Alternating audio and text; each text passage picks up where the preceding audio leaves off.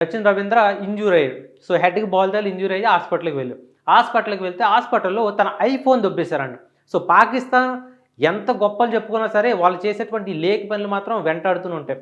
So అతనేమో హాస్పిటల్‌లో injure అయ్యి ఉంటే అతని ఐఫోన్ అయితే దొబ్బేశారని చెప్పి అతను కంప్లెయింట్ చేశాడు. సో తిరిగి ఇచ్చేయాలి ఎవరు తీస్తే వాళ్ళని చెప్పి కూడా అతను చెప్పడం జరిగింది. సో ఇక్కడ హాస్పిటల్‌లోనే వాళ్ళకి అక్కడ సెక్యూరిటీ లేదు. హాస్పిటల్‌లో ఫోన్ దొబ్బేశారంటే అర్థం చేసుకోవచ్చు వాళ్ళ పరిస్థితి ఏంటనేది. అయితే తాజాగా ఈ ఛాంపియన్స్ ట్రోఫీ కోసం అని చెప్పి సౌత్ ఆఫ్రికా కూడా పాకిస్తాన్ చేరుకుంది. అండ్ ఇక్కడ ప్రాక్టీస్ కూడా మొదలుపెట్టేశారు. సో ప్రాక్టీస్ మొదలు పెడితే అంటే పోస్ట్ మ్యాచ్‌లో ఆఫ్ఘనిస్తాన్ మీద అద్భుతంగా ఆడి గెలిచారు. అది వేరే విషయం.